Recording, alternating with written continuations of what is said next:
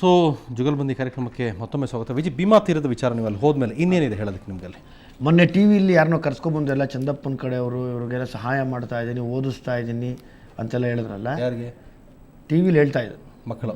ಮಕ್ಕಳು ನಿಲ್ಲಿಸ್ಬಿಟ್ಟು ಇವರೆಲ್ಲ ಹಿಂಗಿದ್ದಾರೆ ನೋಡಿ, ಇವರೆಲ್ಲ ವಿದ್ಯಾಭ್ಯಾಸ ಕೊಡಿಸ್ತಾ ಇದ್ದೀನಿ, ಮಾಡ್ತಾ ಇದ್ದೀನಿ ಅಂತ. ಅವ್ರು ಯಾರು ಚಂದಪ್ಪನ ಮನೆಯವ್ರ ಕಡೆಯವರಲ್ಲ.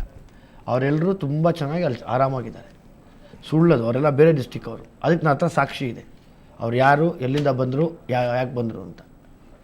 ಅದ್ರಲ್ಲಿ ಕೆಲವ್ರು ಯಾರೋ ಇವು ತುಂಬ ಗೊತ್ತಿರೋಂಥ ವ್ಯಕ್ತಿಗಳು ಅಂತ ಒಂದಷ್ಟು ಸಾಕ್ಷಿಗಳಿಟ್ಟಿದೆ ನೋಡಿ. ಇದು ಬಂದು ಕೇಶಪ್ಪ ತಾವರೆಕೆಡ್ ಅವ್ರ ಫ್ಯಾಮಿಲಿಯವರು ನೋಡಿ. ಅವರೇ ಕೇಶಪ್ಪ ತಾವರೆಕೆಡ್ ಅವರ ಮನೆಯವರು, ಮನೆ ಆಕೆ ಮಹಾದೇವಕ್ಕ ಅಂತ. ಅವರು ಕೌಂಟ್ರ್ ಫೈರಿಂಗಲ್ಲಿ ಅವ್ರಿಗೆ ಬುಲೆಟ್ ಬಿದ್ದಿದೆ ಒಂದು. ಸುಮಾರು 4 ಗಂಟೆ 5 ಗಂಟೆ ಕಾಲ ಕಂಟಿನ್ಯೂಸ್ ಫೈರಿಂಗ್ ಆಗಿದೆ ಅಂತೆ. ಆ ಫೈರಿಂಗಲ್ಲಿ ಅವ್ರಿಗೂ ಒಂದು ಬುಲೆಟ್ ಬಿದ್ದಿದೆ. ಅವರು ಕೂಡ ತನ್ನ ಗಂಡನ ಸಹಾಯಕ್ಕೆ ಮುಂದೆ ನಿಂತವರು. ಅಂಥ ಪ್ರಾಣಕ್ಕೆ ಪ್ರಾಣ ಕೊಡುವಂಥ ಫ್ಯಾಮಿಲಿ ಅದು. ಇವತ್ತಿಗೂ ಚಂದಪ್ಪನವ್ರಿಗೂ ಯಲ್ಲಪ್ಪನ ಮನೆಯವ್ರಿಗೂ ಕೇಶಪ್ಪ ತಾವರೆಕೆಡ್ ಮನೆಯವ್ರಿಗೂ ಅಣ್ಣ ತಮ್ಮಂದ್ರ ಥರ ಇದ್ದಾರೆ. ಮೊನ್ನೆ ಒಂದು ಚೂರು ಯಾಮಾರಿದ್ರೆ, ಇನ್ಫ್ಯಾಕ್ಟ್ ಟಿ ವಿ ನೋಡ್ತಾ ಇದ್ದರೆ ಮಂಜು ಅವರು ದಯವಿಟ್ಟು ಸಮಾಧಾನ ತೊಗೋಬೇಕು. ತಮ್ಮ ಏಜ್ ತುಂಬ ಕಡಿಮೆ ಇದೆ, ತಮ್ಮ ಕೋಪನ ಯಾರ್ದೋ ಮಾತಿಗೆ ಬಲಿ ಕೊಡಬೇಡಿ. ಇಲ್ಲಾಂದರೆ 100% ನಿಮ್ಮನ್ನೇ ಓಡಿಸ್ತಾರೆ ಇವರೆಲ್ಲ ಸೇರಿಕೊಂಡು. 100% ಆಗುತ್ತೆ. ದಯವಿಟ್ಟು ಈ ಏನು ಶಾಂತಿ ನೆಲೆಸಿದೆ ಇವತ್ತು, ಅದಕ್ಕೆ ನೀವೆಲ್ಲರೂ ನ್ಯಾಯ ಕೊಡಿ. ನನಗೆ ಆ ವಿಷಯದಲ್ಲಿ ನಮ್ಮ ಬಿಜಾಪುರದ ಪೊಲೀಸ್ ಅಧಿಕಾರಿಗಳಾದ DC ರಾಜಪ್ಪನವ್ರು ಥ್ಯಾಂಕ್ಸ್ ಹೇಳೋಕ್ಕೆ ಇಷ್ಟಪಡ್ತೀನಿ. ಇಂಡಿಲಿರುವಂಥ ಎಲ್ಲ ಪೊಲೀಸ್ ಅಧಿಕಾರಿಗಳು ಮತ್ತು ಅವ್ರ ಸಿಬ್ಬಂದಿಗಳಿಗೆ ನಾನು ಥ್ಯಾಂಕ್ಸ್ ಹೇಳೋಕ್ಕೆ ಇಷ್ಟಪಡ್ತೀನಿ. ಯಾಕೆಂದರೆ ಅವರಿಂದ ಇವತ್ತು ಶಾಂತಿ ನೆಲೆಸಿದೆ. ಶಾಂತಿ ನೆಲೆಸಲ್ಲಿ ಕಾಯ್ತಾ ಇದ್ದಾರೆ ಅವರೆಲ್ಲನೂ. ಮತ್ತು ಒಳ್ಳೆ ಪತ್ರಕರ್ತರಿದ್ದಾರೆ ಅಲ್ಲಿ, ಅವರೆಲ್ಲರೂ ಎಚ್ಚೆತ್ಕೊಂಡು ಮಾಡ್ತಾ ಇದ್ದಾರೆ. ಮತ್ತು ಒಳ್ಳೊಳ್ಳೆ ಹೋರಾಟಗಾರರಿದ್ದಾರೆ ಆ ವಿಷಯದಲ್ಲಿ. ಅವರೆಲ್ಲರೂ ಅವ್ರಿಗೆ ಹೆಲ್ಪ್ ಮಾಡ್ತಾ ಇದ್ದಾರೆ. ಹನುಮಂತ್ G ಯಲಸಂಗಿ ಅಂತ ಒಬ್ಬರಿದ್ದಾರೆ ನಮ್ಮ ಗುಲ್ಬರ್ಗ ಅಲ್ಲಿ, ಅವ್ರು ತುಂಬ ಸಪೋರ್ಟಿವ್ ಆಗಿದ್ದಾರೆ. ಸೂರ್ಯಕಾಂತ ನಿಂಬಾಳ್ಕರ್ ಅಂತ ಇದ್ದಾರೆ, ಅವರು ತುಂಬ ಸಪೋರ್ಟಿವ್ ಆಗಿದ್ದಾರೆ. ಇವರೆಲ್ಲದಕ್ಕೂ ಮೂಲವಾಗಿ ಡಾಕ್ಟರ್ ವಿಠಲ್ ದೊಡ್ಡಮನಿ ಅಂತಿದ್ದಾರೆ. ಅವರೆಲ್ಲರೂ ನಿಮಗೆ ಸಪೋರ್ಟ್ ಇದ್ದಾರೆ. ಎಲ್ಲರೂ ತುಂಬ ವಿದ್ಯಾವಂತರು, ತುಂಬ ಬುದ್ಧಿ ಇರೋರು. ಅವ್ರಿಗೆಲ್ಲರಿಗೂ ದಯವಿಟ್ಟು ನೀವು ಫಾಲೋ ಮಾಡಿ. ಇವತ್ತು ಯಲ್ಲಪ್ಪನವರು ಸುಖವಾಗಿರೋದಕ್ಕೆ ಇವರೆಲ್ಲರೂ ಕಾರಣ, ಇನ್ಕ್ಲೂಡಿಂಗ್ ಪೊಲೀಸ್ ಡಿಪಾರ್ಟ್ಮೆಂಟ್.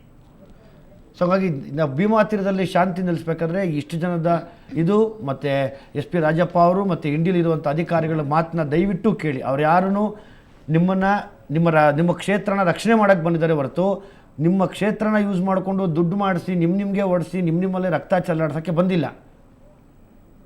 ಅವರಿಂದ ಖಂಡಿತವಾಗಿ ನಿಮಗೆ ಶಾಂತಿ ಸಿಗ್ತಾ ಇದೆ. ಅದಕ್ಕೆ ಸಾಕ್ಷಿ ಕೂಡ ಇದೆ. ಎಲ್ರಿಗೂ ಒಳ್ಳೇದಾಗತ್ತೆ. ಅಣಜಿ ನಾಗರಾಜ್ ಅವ್ರು ಭಾಳ ತಣ್ಣಗೆ ಕೂತಿದ್ರಿ. ಅಣಜಿ ನಾಗರಾಜ್ ಅವ್ರು ಯಾವಾಗಲೂ ಮೀಟರ್ ಆಫೆ ಅವ್ರಿಗೆ. ನಾನು ಮಾತಾಡ್ತೀರ ನೀವು, ಕುತ್ಕೊಳ್ರಿ. ಸುಮ್ಮನೆ ಜಾರ್ಕೊಳಕ್ ನೋಡ್ತಾರೆ ಇವರೆಲ್ಲಾನು. ಏನ್ ಮಾತಾಡ ಸರ್, ನೀವು ಎಷ್ಟನ್ನ ಕೇಳಿ, ಬರೀ ಮೀಟರ್ ಆಫ್ ಕೆಲಸನೇ. ಮೆತ್ತಗೆ ಜಾರ್ಕೋತಾರೆ. ಇಲ್ಲ ಬಿಡಿ ಅಣ್ಣ, 40 ಲಕ್ಷ ಕೊಡ್ತೀರಾ, ಆಯ್ತಣ್ಣ. 40 ಲಕ್ಷ ಕೊಡಲ್ವಾ, ಇಲ್ಲ ಅಣ್ಣ. ಮೇಲಿಂದ ಬಿದ್ದೋಗ್ತೀರಾ, ಆಯ್ತಣ್ಣ ಬಿದ್ದೋಗ್ತೀರಣ್ಣ ಅಂತಾರೆ. ಸ್ವಲ್ಪ ವಿಜಿ ಶೇಕಿಮ್ ಅ ಲಿಟಲ್ ಬಿಟ್ ಅಲ್ಲ. ಇಲ್ಲ, ಏನ್ ಮಾಡಿದ್ರು ಬಿಫೋರ್ ಆಫ್ಟರ್ ಏನ್ ವರ್ಕ್ ಆಗಲ್ಲ. ಹೇಗೆ ಮಾಡಬೇಕು, ಅದು ಹೆಂಗ್ ಮಾಡ್ಬೇಕು? ಈಗ ಪೂಜಾ ಮುಟ್ಟಿದ ಮೇಲೆ ಏನಾದ್ರು ಆಗುತ್ತೆ ಹೇಳಿ ಸರ್. ದಯವಿಟ್ಟು ಧೈರ್ಯವಾಗಿ ಮಾತಾಡಿ. ಇಲ್ಲ ಏನಾಗತ್ತಂದ್ರೆ, ಸಿನಿಮಾ ಅಂತಂದು ಮಾಡಿರೋದ್ರಿಂದ ಸಿನಿಮಾಕ್ಕಂತ ಪ್ರಮೋಟ್ ಸ್ಟಾರ್ಟ್ ಆಯಿತು. ಇದು ಎಲ್ಲೆಲ್ಲಿ ಹೋಯ್ತು ಸರ್. ಅಲ್ಲ ಈಗ ಹೇಳ್ತೀನಿ, ಸಿನಿಮಾ ಬೇಡಪ್ಪ ಹಂಗೆ ನಿಲ್ಸ್ಬಿಡ್ಲಿ, ಆಯ್ತಾ? ಅದು ಓಡೋದು ಬೇಡ. ನಿನಗೆ ಪರ್ಸನಲ್ ಆಗಿ ಅಟ್ಯಾಕ್ ಮಾಡಿದಾಗ 40 ಲಕ್ಷ ಕೊಡೋ ನೀನು ಅವಿವೇಕಿ ಅಂದ್ರಲ್ಲ, ಅಲ್ಲೇ ಉತ್ತರ ಕೊಟ್ಟಿಲ್ಲ. ಯೋಗ್ಯತೆ ಬಗ್ಗೆ ಇದ್ದಾಗ ಉತ್ತರ ಕೊಟ್ಟಿದ್ದೀನಿ, ಎಲ್ಲ ಮಾತಾಡಿದ್ದೀನಿ. ಅದರಲ್ಲ ಅವ್ರು ವಿಜಯ್ ಹೇಳೋದು ಈಗ ಉತ್ತರ ಕೊಡಿ ಅಂತ. ಈಗ ಉತ್ತರ ಕೊಡು. ಇಲ್ಲ, ಈಗ ಅವರು ಯಾವುದೇ ಕಾರಣಕ್ಕೆ ಏನು ವರ್ಡ್ ಹೇಳಿದಾರಲ್ಲ, ಅದು ಫಸ್ಟ್ ಹಿಂದೆ ತಾಬೇಕು. ಅವತ್ತು ಹೇಳ್ಬಿಡ್ತೀನಿ, ನೀನು ಅವಿವೇಕಿ ಅಂತ ಹೇಳಿದ್ದು ಫಸ್ಟ್ ಹಿಂದೆ ತಾಬೇಕು ಅಂತ ಫಸ್ಟ್ ಹೇಳಿದ್ದೀನಿ. ಆಮೇಲೆ ಇನ್ನೊಬ್ಬರ ಬಗ್ಗೆ ದುಡ್ಡು ಡಿಮ್ಯಾಂಡ್ ಮಾಡೋದು, ಇದು ಕತೆ ನಂದಂತ ಹೇಳೋದು ತಪ್ಪಾಗುತ್ತೆ. ಫಸ್ಟು ಏನು ಇದು ವಿಚಾರ ತಗೋಬೇಕಾದ್ರೆ, ಯಾಕಂದರೆ ಅಲ್ಲಿ ಕತೆ ಯಾರು ಮೂಲ ಕಥೆಯಿಂದ ಹೇಳ್ಕೊಂಬಂದಾರೋ ಅವರೇ ಬಂದು ಹೇಳಿದ್ದಾರೆ. ಇದೇ ಚಾನಲ್ ಬಂದು ಹೇಳಿದ್ದಾರೆ, ಆಲ್ರೆಡಿ ಹೇಳಿದೆ.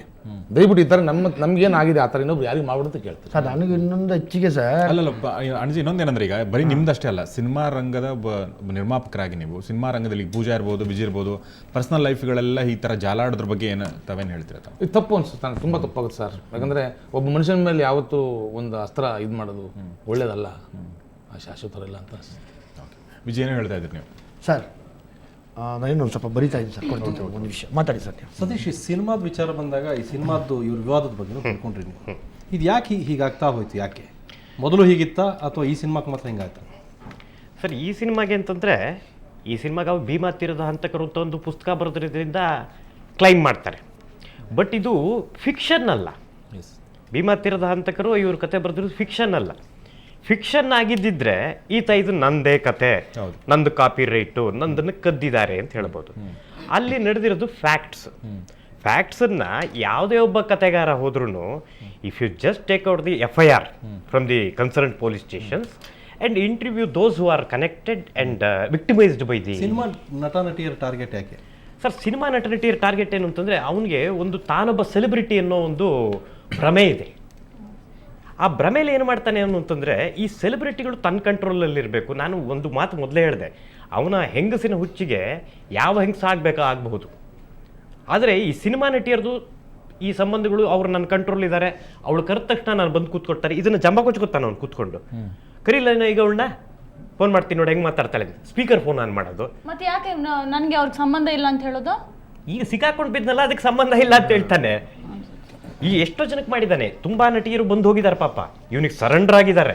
ಅದನ್ನ ತನ್ನ ಈ ಒಂದು ದುಷ್ಟಕೂಟ ಸೇರಿಸ್ಕೊತಾನೆ ನೀವು. ಅಲ್ಲಿ ಕೆಲವರು ಒಂದಿ ಮಾಗದರು, ಕೆಲವು ಹೊಗಳಭಟ್ರು, ಕೆಲವರು ಇವನ ಬಗ್ಗೆ ಕವಿತೆ ಕವನ ಬರೆದು ಹಾಡೋರು, ಓಹೋ ಹೌದಾ ಸರ್ ಅನ್ನೋರು, ಈ ಥರದವ್ರದ್ದು ಗ್ಯಾಂಗ್ ಇವನು ಹೇಳಿದ್ದನ್ನು ಕೇಳ್ತಾ ಕೂತ್ಕೋಬೇಕು ಅವರು. ಅಂಥ ಸಂದರ್ಭಗಳಲ್ಲಿ ಈ ಥರದ್ದು ಇವನ ದೊಡ್ಡಸ್ತಿನ ತೋರಿಸ್ಕೊಳ್ಳೋದಕ್ಕೆ ಅವನು ಬಳಸ್ಕೊತಾನೆ. Is A ಮೆಗಲೋಮ್ಯಾನಿಯಕ್. ಅದ್ರ ಜೊತೆಗೆ ಬೈಪೋಲಾರ್ ಡಿಸೀಸ್ ಜೊತೆ ಮೆಗಲೋಮ್ಯಾನಿಯಕ್. ಎಲ್ಲದರಲ್ಲೂ ನನಗೆ ದೊಡ್ಡದು ಬೇಕು, ಅತಿ ದೊಡ್ಡವನು ನಾನಾಗಬೇಕು ಅನ್ನೋ ಒಂದು ಹುಚ್ಚಿದೆ ಅವನಿಗೆ. ಈ ತನ್ನ ಸ್ಟೇಟಸ್ ನೋಡಿ, ಅವಳು ಕರೆದ್ರೆ ಬರ್ತಾಳೆ, ಇವಳು ಕರೆದ್ರೆ ಬರ್ತಾಳೆ, ಈಗ ಫೋನ್ ಮಾಡ್ತೀನಿ ಅಂತ ಸ್ಪೀಕರ್ ಫೋನ್ಗಳು ಹಾಕಿ ಫೋನ್ ಮಾಡೋದು, ಈ ಶೋ ಆಫ್ ಬಿಸ್ನೆಸ್ ಕೊಡೋದಕ್ಕೆ ಇವನು ಈ ಥರದ್ದೆಲ್ಲ ಉಪಯೋಗಿಸ್ಕೊತಾನೆ. ಇಫ್ ನಾಟ್ ಅದು ಬಿಟ್ಟರೆ ಗ್ಲಾಮರ್, ಫಿಲಮ್ ಆ್ಯಕ್ಟರ್ ಅಂತಾರೆ ನ್ಯಾಚುರಲಿ ಗ್ಲಾಮರ್ ಇರುತ್ತೆ, ಆ ಥರದ್ದು ಗ್ಲಾಮರ್ನ ಬಯಸ್ತಾನೆ ನಾನು. ಬಟ್ ಬೇರೆ ವಿಚಾರಗಳಿಗೆ ಅವನು ಆ ಸಂದರ್ಭಕ್ಕೆ ಯಾರೇ ಆದರೂ ಆಗ್ಬೋದು. ಅನ್ನ ಸಾರು ಬೇಕಾರಾಗ್ಬೋದು, ಬಿರಿಯಾನಿ ಬೇಕಾರಾಗ್ಬೋದು, ಏನಿಲ್ಲ ತಿಂದುಬಿಡ್ತಾನೆ ಹೊಟ್ಟೆ ಹಸ್ತಿದ್ರೆ. ರೈಟ್ ಸತೀಶ್ ಮಾತಾಡ್ತೀನಿ, ಪೂಜಾ ನಿಮ್ಮ ಜೊತೆ ಮಾತಾಡ್ತೀನಿ. ನಾವು ಚರ್ಚೆ ಕೊನೆ ಅಂತಲ್ಲಿ ಅದ್ರ ಮೊದಲು ಮತ್ತೊಂದು ಬ್ರೇಕು.